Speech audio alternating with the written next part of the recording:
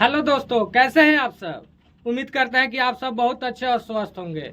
देख सकते हैं दोस्तों, हम आ गए हैं अभी माही डिजिटल रिकॉर्डिंग स्टूडियो में और सर के पास आए हैं। यहाँ पे एक गाना बहुत ही ज़बरदस्त रिकॉर्ड हुआ है जिसको दोस्तों हम आपको सुनाने वाले हैं।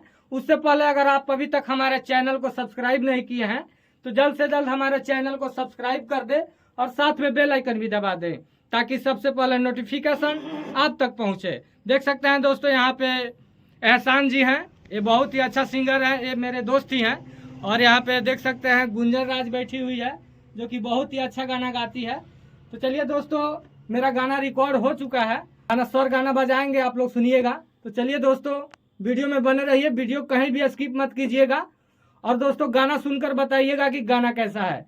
अगर दोस्तों म्यूजिक के साथ सुनना चाहते हैं तो माही फिल्म प्रोडक्शन सर्च कीजिएगा, वहाँ पे गाना फुल मिल जाएगा। दोस्तों आप लोगों के लिए सिर्फ हम ब्लॉग बना रहे हैं और उस गाना में फुल म्यूजिक नहीं होगा क्योंकि दोस्तों कॉपीराइट का डर रहता है। तो चलिए दोस्तों, आप लोग वीडियो में बने रहिए और गाना सुनिए।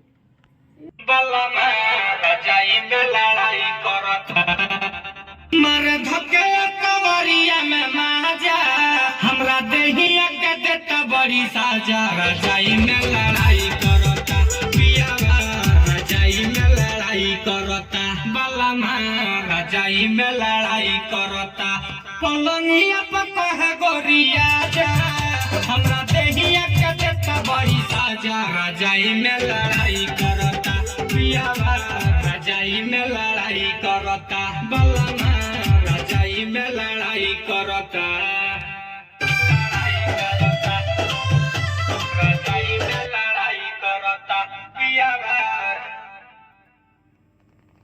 रजाई में लड़ाई करता झक्का झूमर में मुझकल बड़ुए सखी रे कलाई करता कौन ढोढ़िया में दातवा गड़ाई,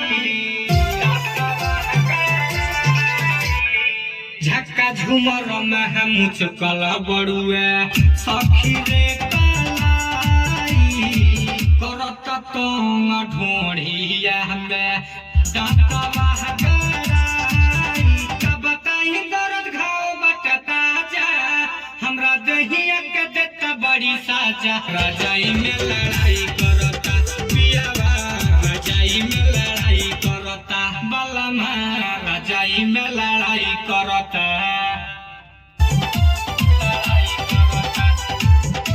रजाई में लड़ाई करता पियावा, रजाई में लड़ाई करता।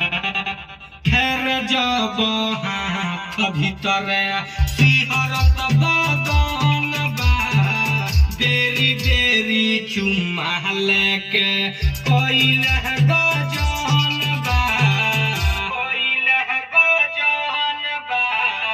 खैर जब हाथ भीतर सिहरत बदन बा, बेरी बेरी चुम्मा लेके कोइले गजन बा, मुकेश मुश्किल भरिए के पाजा, हमरा दहिया के देता बड़ी साजा, रजाई में लड़ाई करता पियावा, रजाई में लड़ाई करता बलमा, रजाई में लड़ाई करता पलंगिया पर कहे गोरिया जा, हमरा दहिया के देता बड़ी साजा, रजाई में लड़ाई करता पियावा, रजाई में लड़ाई करता बलमा, रजाई में लड़ाई करता।